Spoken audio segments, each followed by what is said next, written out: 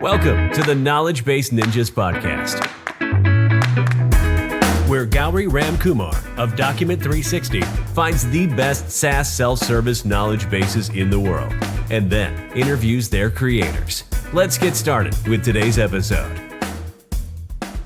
Good day, everyone. Our guest today is Andreas Altamirano, Lead Technical Documentation at SOFHA GmbH. Sorry, Andreas, if I've mentioned your company name incorrectly. Welcome to the Knowledge Base Ninjas podcast. How are you doing today? Hey, Gauri. Thank you. Good afternoon. I'm doing fine. Fantastic. So, Andreas, I'm really excited to hear a lot about yourself and how you got into documentation. So please kick off the session by doing a very quick introduction to yourself and how did you originally start your documentation journey? I have an electronics background, and my first job in the field was installing electronic equipment. That was in Malaga in Spain, where I was born. And then I moved to a different industrial field, commissioning welding machines. So that was 15 years ago. And I remember back then dealing with many problems because of poor documentation, weak and outdated contents. The manuals were very poor, completely illogical structure. The important information was missing, horrible translations, or even I remember wiring diagrams developing colors, but I got a black and white version, so just couldn't do the task because of the poor documentation. And a few years later, I moved to Barcelona, and I decided to combine my technical background with my desire to communicate and assist technical teams. And basically, this is how it all started. Fantastic, Andres. So how would you go about building a new documentation team from scratch? Oh, yeah, that's a whole topic by itself. This is a big task I've been doing lately. Currently, my current job position, I've been doing this. I have roughly defined three phases about this. First, before the team exists, then when you create the team, and then taking care of the team. And before you build a technical documentation team, I think it's critical to know the scope of your role and its requirements, but in detail. What I usually get when you land at a new company is like, we need to increase the quality of our documentation, right? Because it's very bad. But this is something I've heard over the years, and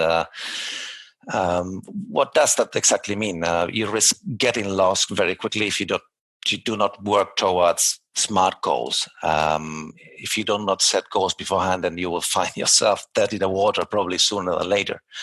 So that's very important to know exactly what the scope of your role is going to be. Then keep in mind that you're not going to build up trust in a week. You have to make sure, for example, that your line manager understand your needs and gives you the necessary freedom to support you to steer the wheel of your team.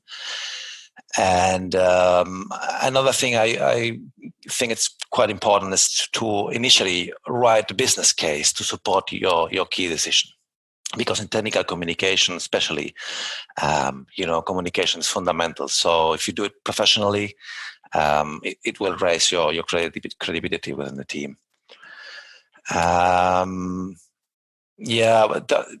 that's mainly before the team exists. But when it comes to creating the team, then you should be in a position of some soft skills like learning how to interview technical writers, because technical writers we are a different species.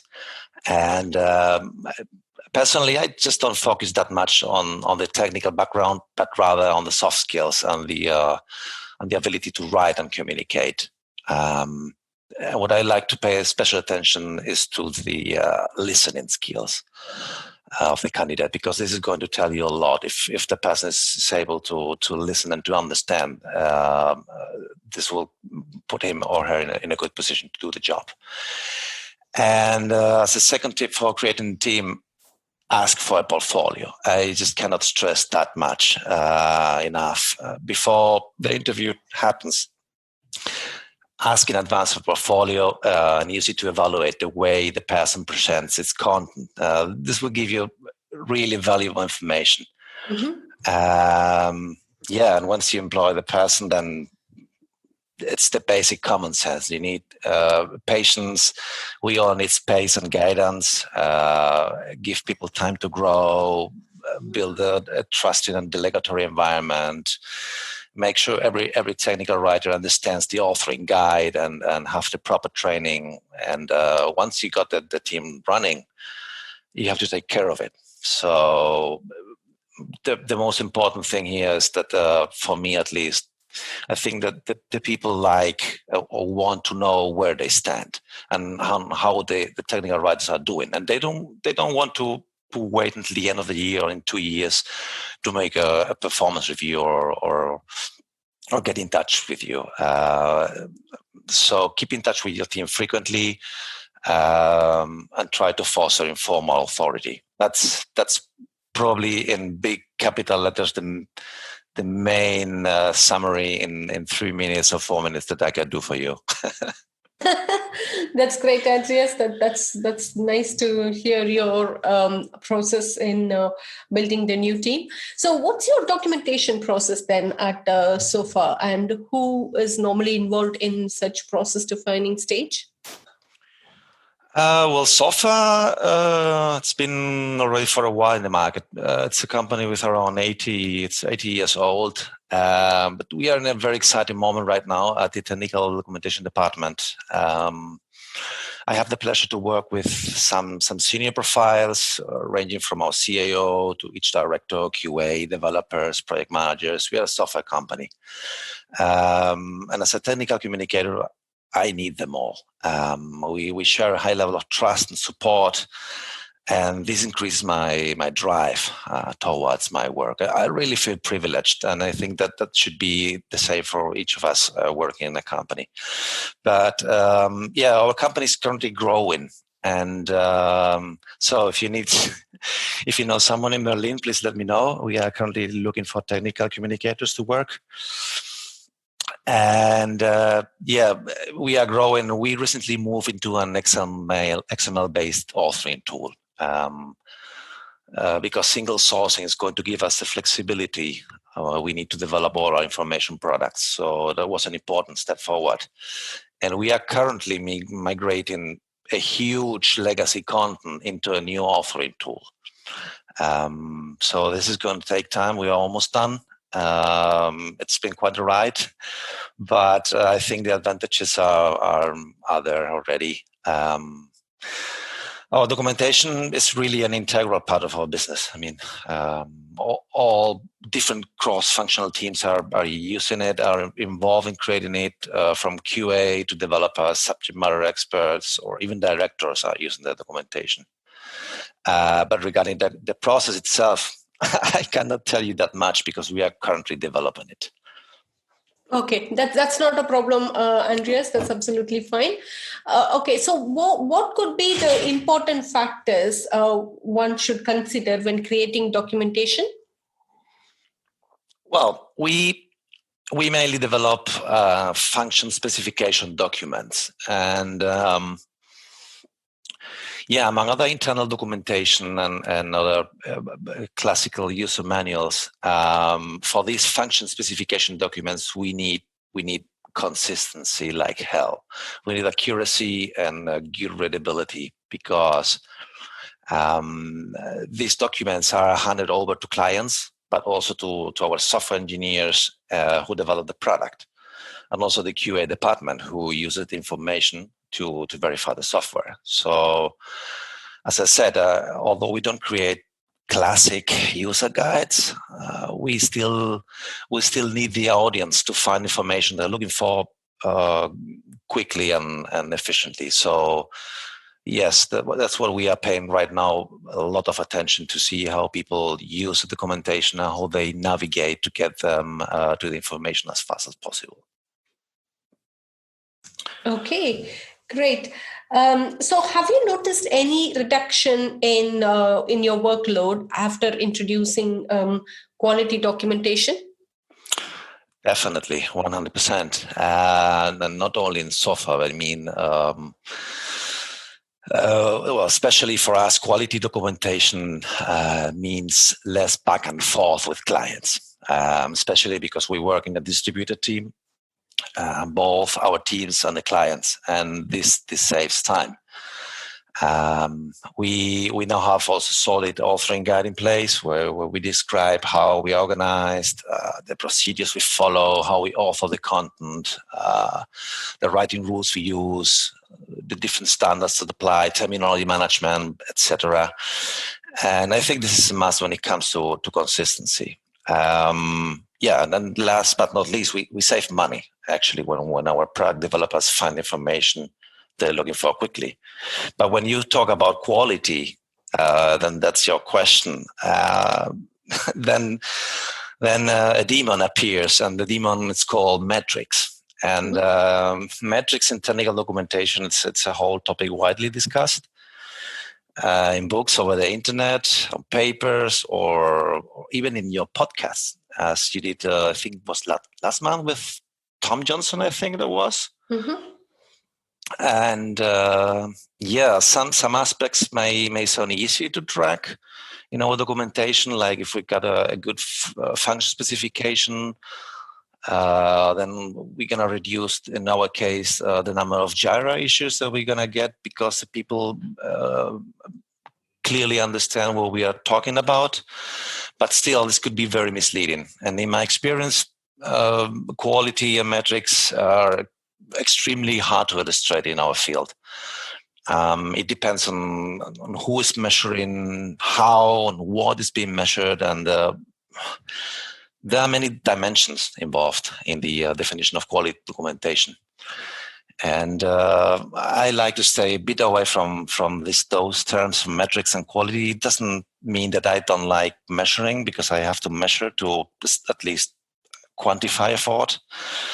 But you have to be very, very careful, because your measurements could result in dysfunction, especially if you use those metrics during a performance evaluation, for example. Imagine you measure someone, so I'm going to measure your performance, Corey, and I tell you that I'm going to measure you by the classical horrible example, counting words or page count. No doubt that your whole team is going to increase that specific metric, because I told you that's an important figure for me, that's an important number. Because I, as a manager, have to show the figures to someone else above me, and this is toxic. So I just cannot stress enough. Don't ever get into that arena. So if you want to talk about quality,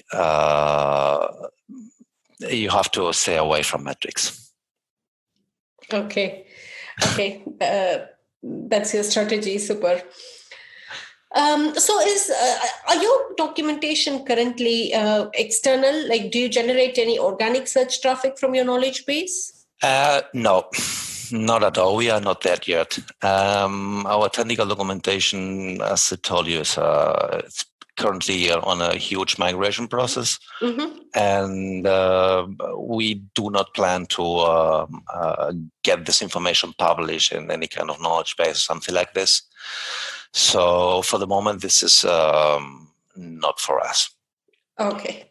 Yeah. Okay. Fantastic. So we are now moving on to our rapid fire round, Andreas. Mm-hmm. So who have you learned the most about documentation from in your career? I have never had a good documentation manager. That's the truth. I have learned a lot from reading books, actually, and I still do. Mm-hmm. I'm starting to appreciate the years working, focused on the field, but I think it was what's the name? Will Rogers, I think, said that even you are on the right track, you will get run over if you just sit there. So you have to be constantly learning. This is why I chose and prepare and qualified as a technical communicator here in Germany. Besides that, I aim to keep up to current trends by reading as much as possible, attending webinars, reading papers, attending conferences, talking with colleagues, hearing podcasts, and this helped me to move from a technical writer position to a lead position.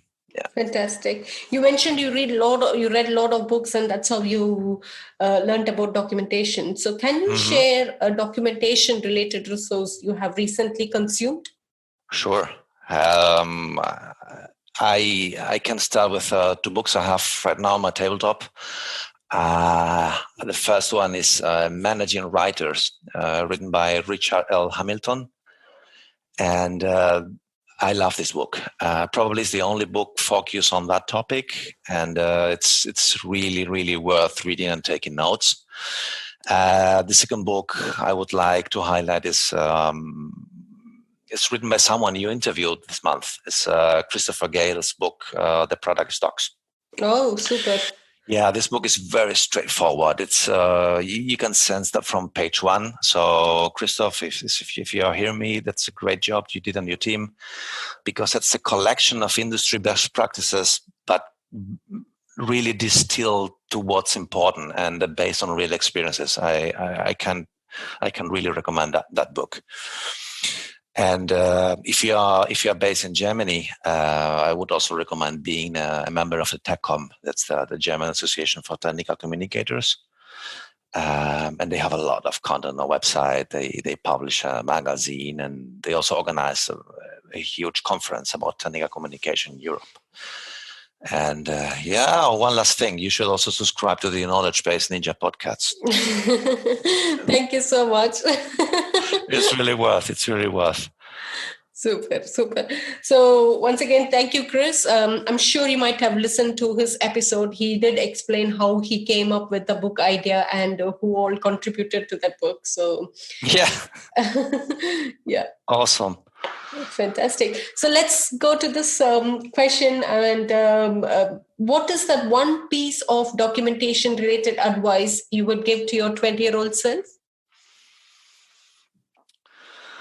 That's already 50% of my life already. So I don't have a clue. I did not have any idea about my future when I was 20. So now that I'm double the size, giving you one single piece of advice is going to be a challenge.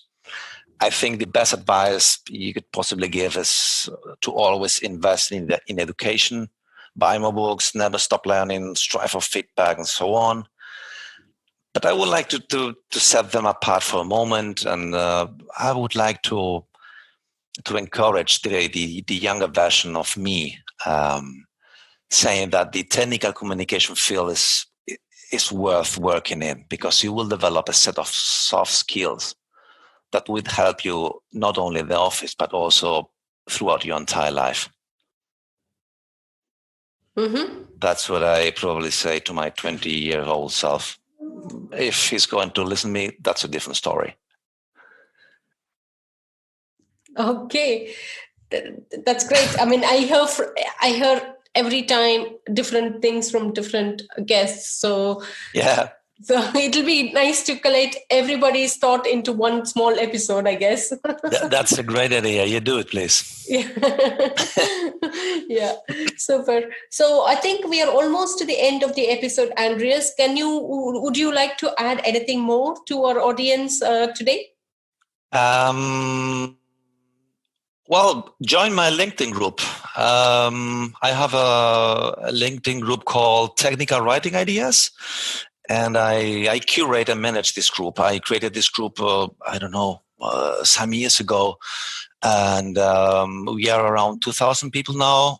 I try to keep the group in focus, because I don't like people to have to scroll down through webinars and marketing stuff and publicity and all those things. I try to keep it to focus on topics. So yeah, feel free to give it a try. Fantastic. So everybody who's listening to this podcast, please feel free to go and subscribe to the resource that Andreas has mentioned just now. And definitely we'll also include this in your episode, Andreas, if possible, in writing. So it's all written as well. Of course. Super. So I think it was great talking to you today. And though it's been like less than 30 minutes, you have shared some very useful content and information to our audience. And all the best, and good luck with your migration project you're currently doing. Yeah, thank you. And you keep doing your lovely, lovely work. It's really amazing. Thank you so much. Yeah, that's great. I mean, people like you make it even special. Thank you, Rory. Thank you. Have a good day. Yeah, bye-bye. Bye.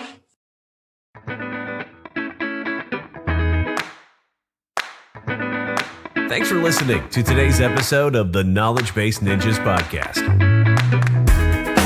Please head to iTunes, rate, and provide honest feedback on the podcast. See you next week.